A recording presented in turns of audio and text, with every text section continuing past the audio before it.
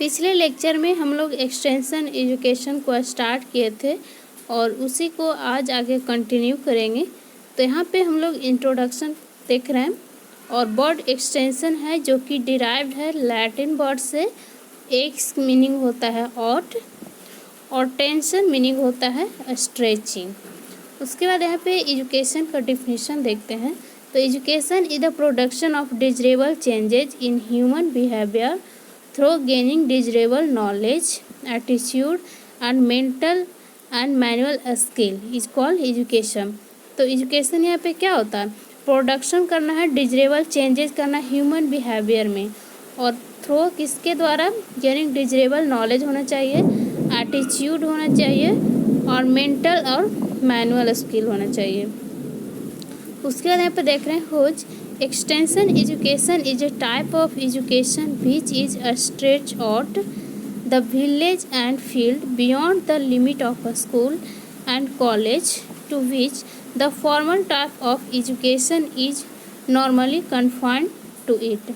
तो यहाँ पे देख रहे हैं क्या एक्सटेंशन एजुकेशन है जो कि एक एजुकेशन है, टाइप ऑफ एजुकेशन है और जो कि स्ट्रेच आउट होता है village and beyond the limit of a school.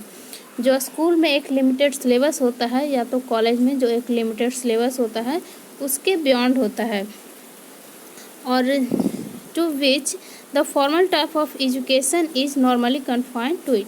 और जो स्कूल और कॉलेज में होता है क्या होता है? वो फॉर्मल टाइप एजुकेशन होता है तो उसके बियॉन्ड होता है। ये नॉन फॉर्मल एजुकेशन इसमें पढ़ाया जाता है। और उसके बाद यहाँ पे देख रहे हैं क्या हम agriculture extension education. Extension education is an applied behavioral science to which avoid desirable changes, usually through various strategy and program of change and by applying the latest scientific and technological innovation। तो agriculture education क्या है? ये applied behavioural science है।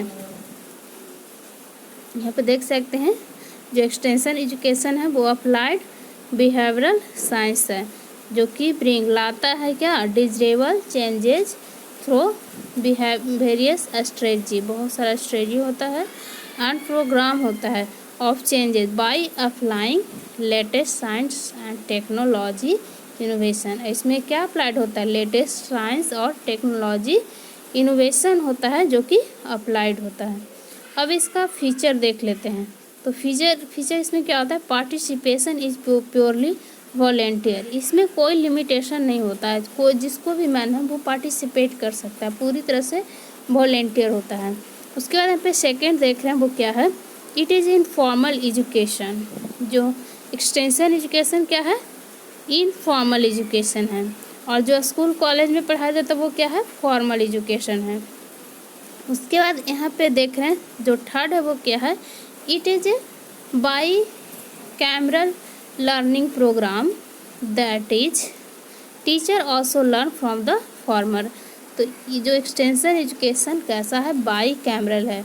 ये मतलब जो farmer है वो टीचर से सीखते हैं और जो टीचर हैं वो फॉर्मर से सीखते हैं।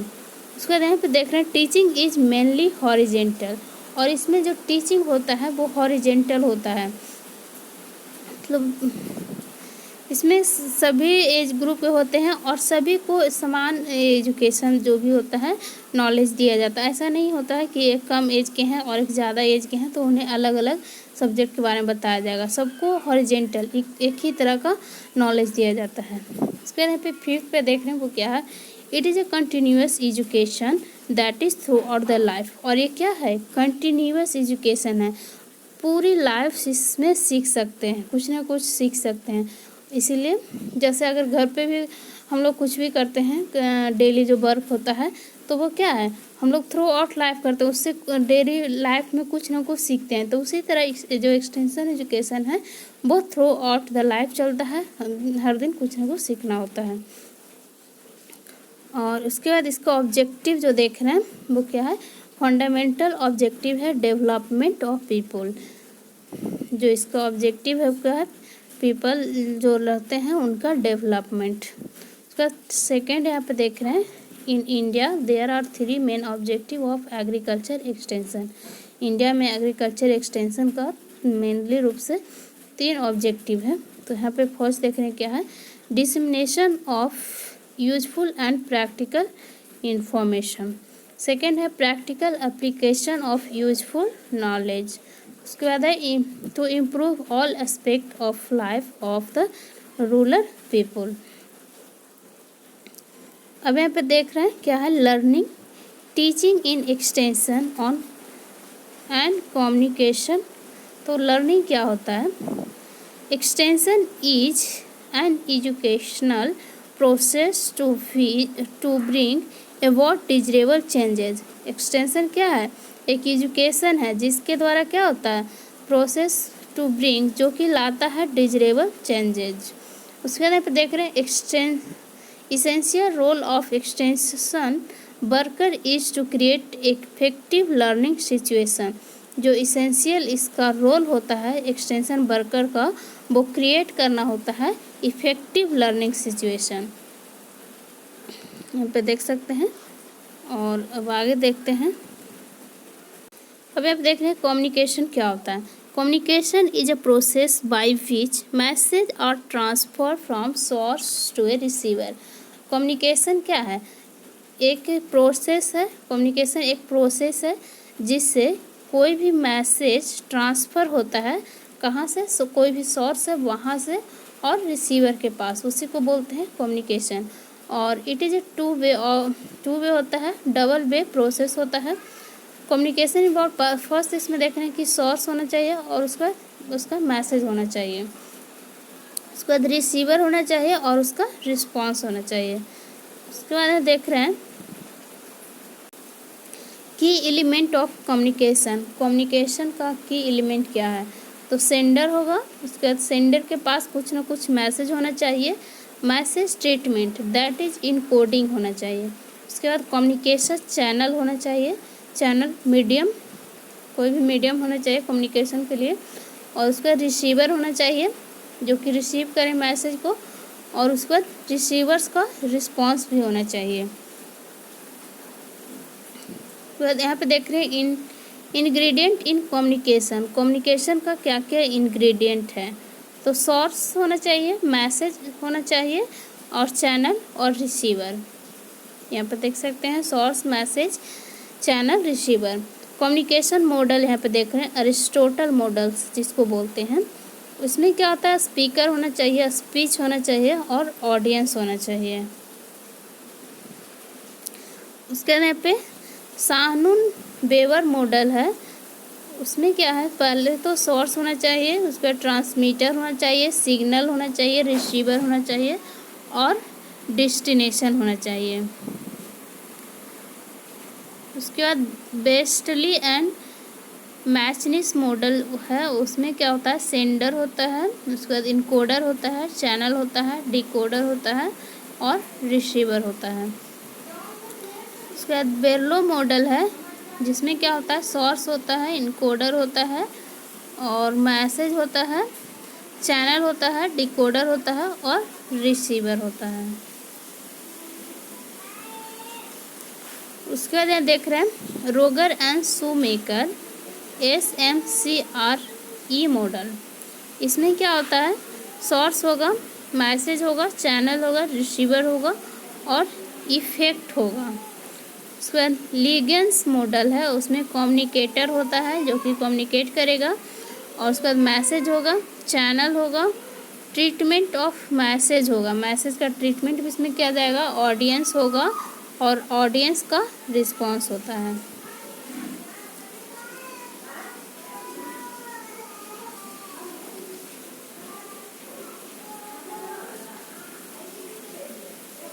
अब यहाँ पे देख रहे हैं क्लासिफिकेशन ऑफ कम्युनिकेशन। कम्युनिकेशन का क्लासिफिकेशन क्या है, according to use and nature of contact. Use और नेचर ऑफ कॉन्टेक्ट के अनुसार, on the basis of use and nature of contact, extension teaching method are categorised under 3 group.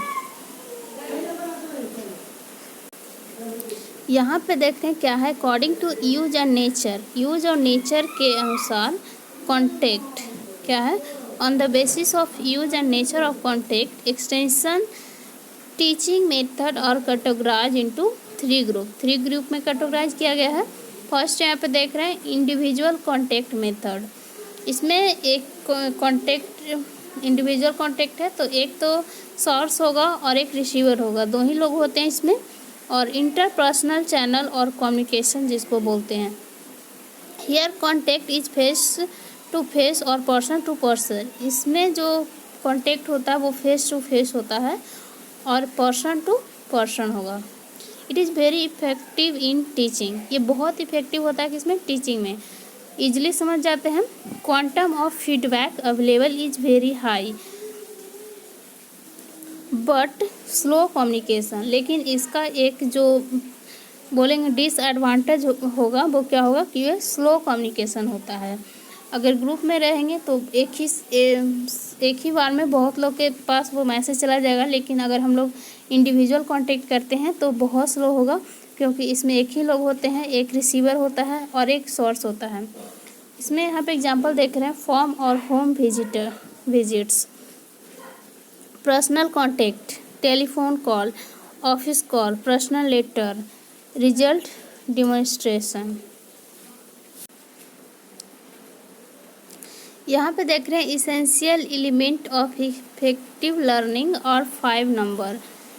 अगर effective learning करना है तो उसके लिए जो इसेंशियल एलिमेंट होंगे वो क्या क्या होना चाहिए। तो यहाँ देख रहे हैं टीचिंग मटेरियल्स एंड प्लान्स होना चाहिए। जैसे कि बुक वगैरह, अगर कोई भी अच्छे तरीके से कुछ भी इफेक्टिव लर्निंग करना चाहता है तो उसके लिए पेन, पेपर, बुक ये सब अवेलेबल होना चाहिए। उसका सब्जेक्ट मैटर इम्पॉर्टेंट है। पहले से डिसाइड होना चाहिए कि क्या पढ़ना है। अगर वो नहीं रहेगा तो कुछ भी बुक ले लेंगे और कुछ भी पलटते रहेंगे, तो इसीलिए सब्जेक्ट मैटर भी होना चाहिए। उसके बाद फिजिकल फैसिलिटी एनवायरनमेंट भी होना चाहिए। वहाँ पे जो वहाँ का एनवायरनमेंट होना चाहिए और फिजिकल फैसिलिटी सारे चीज़ अवेलेबल होनी चाहिए। जैसे लैपटॉप ये सब हो गया, फ़ैन हो गया, ब्लैक बोर्ड हो गया, ये सब अवेलेबल होना चाहिए।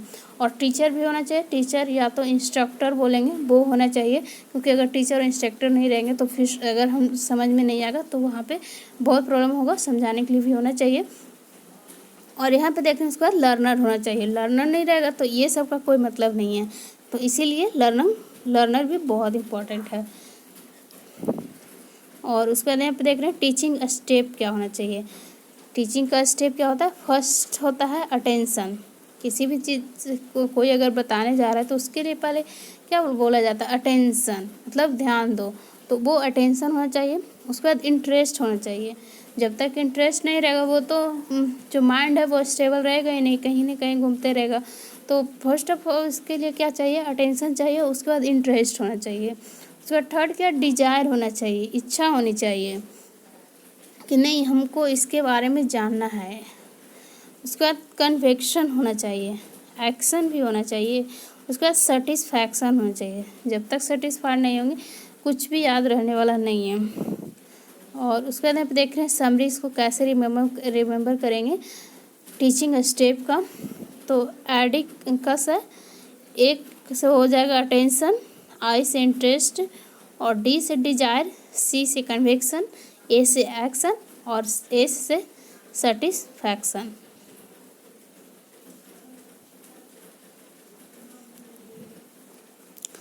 उसके बाद यहाँ पे देख रहे हैं adoption process. Adoption is a individual matter और फिनोमेना और बिहेवियरल सोशियो इकोनॉमिकल फिनोमेना और mental process. Element of adoption process. Adoption process का एलिमेंट क्या क्या होता है, तो यहाँ पे देख सकते हैं इनोवेशन होगा, डिफ्यूजन होगा, मोटिवेशन होगा और अडॉप्शन होगा। उसके बाद diffusion is the process between person. Diffusion क्या है, प्रोसेस बिटवीन पर्सन है। Stage of adoption. अडॉप्शन का स्टेज क्या क्या होता है, तो यहाँ पे देख रहे हैं फर्स्ट ऑफ ऑल अवेयरनेस होना चाहिए, उसके बारे में थोड़ा सा अवेयर होना चाहिए, जानकारी रखना चाहिए। उसके बाद इंटरेस्ट होना चाहिए, किस चीज़ से रिलेटेड वो न्यूज़ है उसके बारे में जानना चाहिए और वो क्यों जानना है, कि एकदम इच्छा एक होना चाहिए, इंटरेस्ट होना चाहिए कि नहीं वो जाना इस तरह का। उसके बाद यहाँ पे देख रहे हैं इवैल्यूएशन उसके बाद होना चाहिए कि उसमें अगर क्या इससे बेनिफिट हो सकता है, अच्छा है, फ़ायदा है, उसका परिणाम क्या होगा, ये सब इवोल्यूशन होना चाहिए। उसके बाद ट्रायल करना चाहिए और लास्ट में क्या, अडॉप्शन करना चाहिए।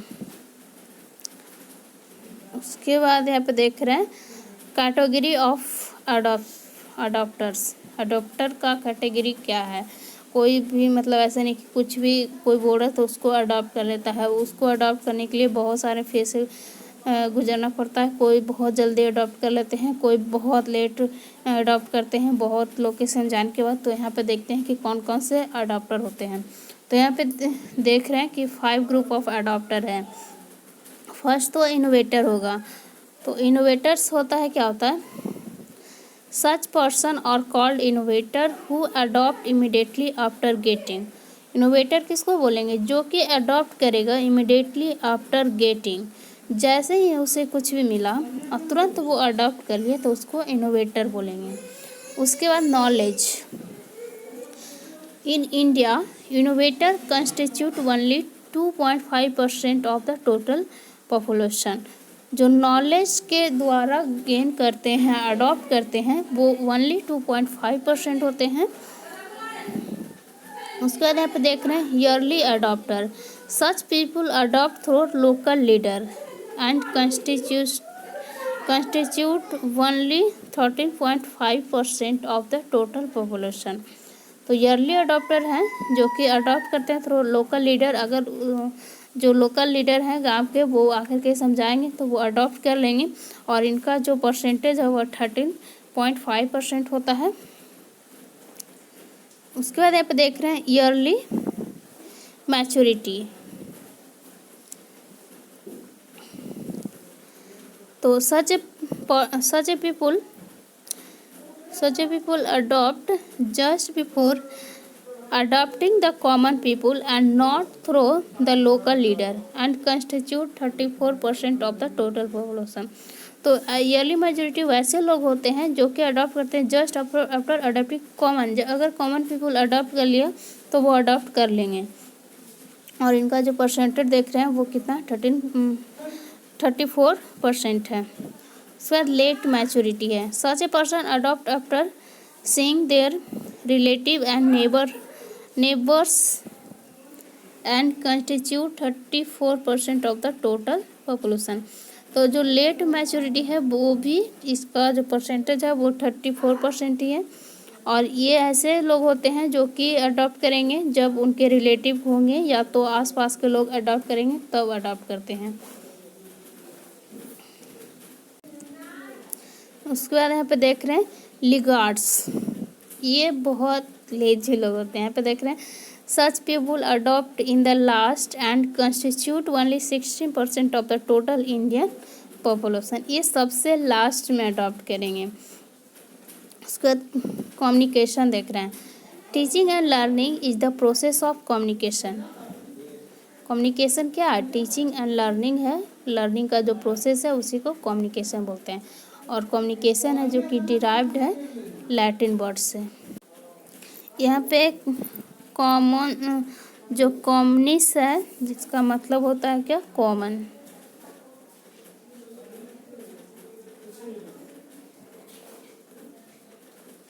अब यहाँ पे देख रहे हैं ग्रुप कॉन्टेक्ट। इसमें ये क्या होता है, group meaning A group of 2 or 30 person but usually consist of 20 to 25%। Group contact है, उसमें 2 से 30 यहाँ पे बोला गया है, लेकिन कम से कम इसमें 20 से 25 लोग होते हैं। और group is usually formed around common interest. जो कॉमन इंटरेस्ट के लोग होते हैं उसी के अराउंड ये कॉमन ग्रुप फॉर्म भी किया जाता है। और here it is face to face contact. इसमें भी फेस टू फेस कॉन्टेक्ट होता है। और इसमें देख रहे हैं सैम्पोजियम 2 से 5 पर्सन होते हैं। डिस्कशन इसमें होता है। Lecture, tour and field day होता है। मेथड डेमोन्स्ट्रेशन होता है। पपेट शो भी होता है। स्कूल होता है। सेमिनार होता है। कॉन्फ्रेंस होता है। और फ्लैश कार्ड दिखाया जाता है। उसके बाद मास और कॉमन कॉन्टेक्ट मेथड। तो इसमें क्या होता है, मोर देन 30 पर्सन होंगे। मास और जो कम्युनिटी कॉन्टेक्ट होते हैं उसमें मोर देन 30% होते हैं। It is more useful for making people aware of new agriculture technology quickly. ये यूजफुल होते हैं किसके लिए? जो पीपल होते हैं उसको अवेयर करना जल्दी से एग्रीकल्चर जो टेक्नोलॉजी आता है उनके बारे में।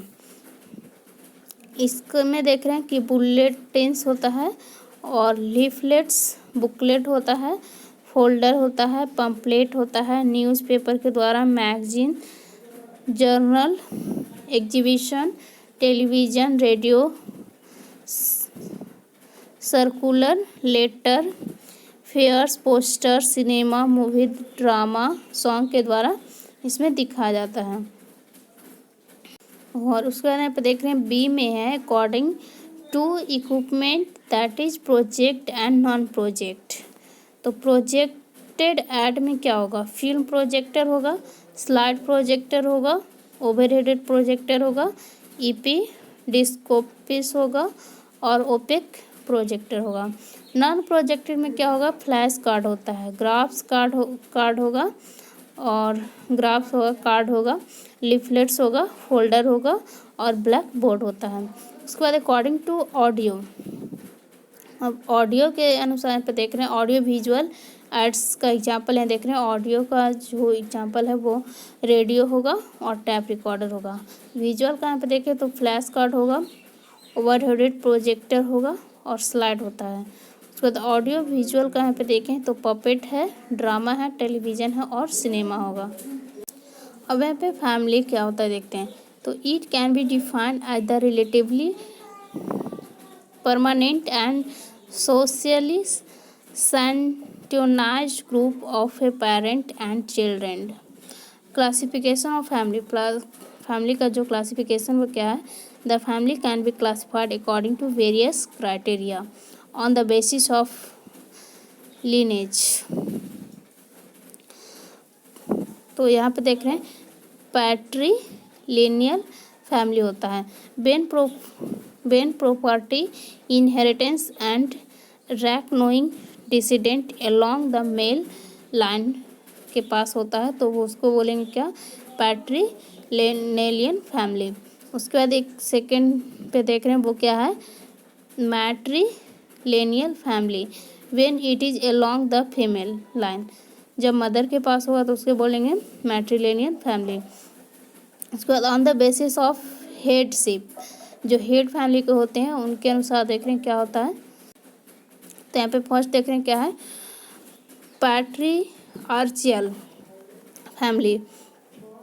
इन this case family is headed of the family.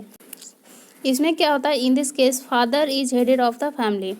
जो हेड होंगे वो फादर होते हैं इसमें। और मैट्रियार्चियल फैमिली में क्या होता है? इन दिस केस मदर होती है जो हेड होता है फैमिली का। उसके बाद on the basis of transfer of bridal groom, इसमें देख रहे हैं patrilocal family. There are the families where wife transfer to the husband house after marriage. तो ये क्या होगा? Patrilocal family. उसके बाद यहाँ पे देख रहे हैं मैट्री लोकल फैमिली। तो ये क्या होता है? Where husband transfer to the wife house after marriage, matrilineal family और मैट्री लोकल फैमिली। अब यहाँ पे देख रहे हैं on the basis of number of matters, monogamous family. In this case the husband marry only one wife. अगर only one wife से husband marry करेगा तो उसको बोलेंगे मोनोगैमस फैमिली। पॉलीगैमस फैमिली बोलेंगे in this case the husband can marry more than one wife. अगर एक women से अधिक से हस्बैंड मैरी करेगा तो उसको बोलेंगे पॉलीगैमस फैमिली। और पॉलीएंड्रोमस फैमिली बोलेंगे in this case wife can marry more than one husband. अगर वाइफ है जो एक से ज़्यादा हस्बैंड से मैरी करती है तो उसके बोलेंगे पॉलीएंड्रोमस फैमिली। उसके न्यूक्लियर और कॉन्जुगल और इंडिविजुअल फैमिली क्या होता है? Such a family consist of married couple and their children and is well separated from other relative who may pay short visit if it all. और कॉन्जियन family होता है वो क्या होता है, such a family consist of 10 of grandparent, their son, wives, and even their sons' grandchildren.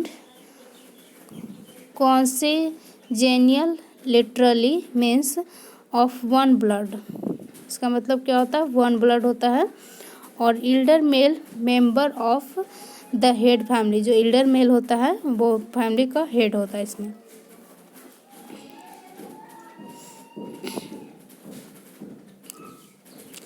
अब आगे देख रहे हैं क्या है, cultural. Cultural is socially centralized way to feeling, thinking and acting that meaning acquired a number of society. Ethos क्या होता है, दोज ट्रेट और pattern of culture of particular society which most distinguish it from other society is known as ethos. Ethos is the heart of any altar. Ethocentrism. It is the tendency of a man to consider his own culture of high value and superior to other and to judge other culture in terms of a standard and value that exist in one own culture. उसके norms क्या होता है, the rule which govern the action of the individual indirectly toward achieving value are known as norms. Tradition क्या होता है, it is informally accepted way of thinking about some particular aspect of your life. Custom, it is informally accepted way of acting about some aspect of your life. उसके बाद यहाँ देख रहे हैं folkways, tradition that corresponding custom together constitute the folkway. Morals होता है, there are the folkway which are compulsory in nature. Morals determine what is right and what is wrong. There are positive and negative. The negative morals are called taboos. Negative Morris होता है उसको क्या बोलते हैं, taboos बोलते हैं। अब यहाँ पे डिमोन्स्ट्रेशन देख लेते हैं।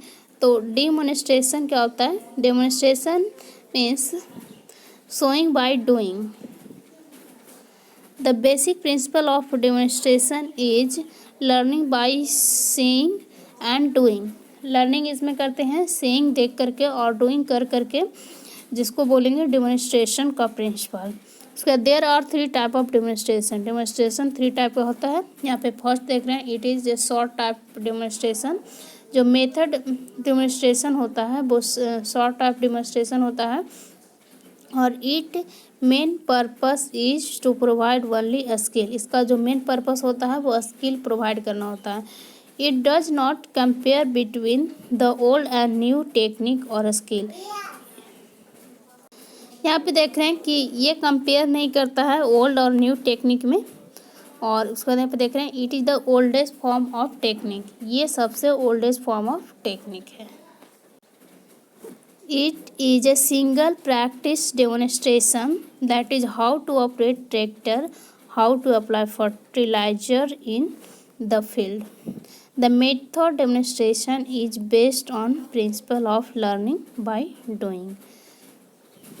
जो मेथड ऑफ डेमोन्स्ट्रेशन है वो बेस्ड है किस पे, लर्निंग बाय डूइंग पे। उसके बाद रिजल्ट डेमोन्स्ट्रेशन क्या होता है, तो it is a long type demonstration. ये लॉन्ग टाइप डेमोन्स्ट्रेशन है और इट शो द वैल्यू और breadth of the new practice. Compare between 2 practice, इसमें कंपेयर करते हैं 2 प्रैक्टिस में, ओल्ड और new. Is always done, new और ओल्ड होता है उसको करते हैं। रिजल्ट ऑफ बोथ प्रैक्टिस और शो, दोनों का रिजल्ट भी दिखाते हैं। It is very effective in adoption, ये इफेक्टिव के लिए बहुत जो अडॉप्शन के लिए बहुत इफेक्टिव होता है। और it is conducted by farmer under direct supervision of extension worker. ये कंडक्ट किया जाता है फार्मर के द्वारा under direct supervision of extension worker. It is used to show superiority of practice. Result demonstration is based on principle of saying is believing. इसमें देख करके believe किया जाता है। और उसके यहाँ पे देख रहे हैं नेशनल और कंपोजिट डेमोन्स्ट्रेशन। तो ये क्या होता है,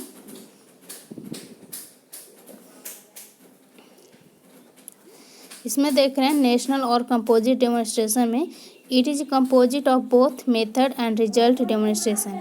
ये कंपोजिट है किसका, दोनों का, मेथड डेमोन्स्ट्रेशन का और रिजल्ट डेमोन्स्ट्रेशन का। It is first line demonstration of front line extension project. It is conducted by the researcher और ऑन द फार्मर फील्ड। ये कंडक्ट किया जाता है किनके द्वारा, रिसर्चर के द्वारा फार्मर फील्ड में। The main objective is to show how produce can be increase per unit area and per unit time. उसके बाद मल्टीपल क्रॉपिंग सिस्टम और usually followed and high yielding varieties are used in this demonstration. National demonstration was first time started in 1965 by Ministry of Food and Agriculture. This program was given to ICR in 1967. Now it has become part of agriculture production program.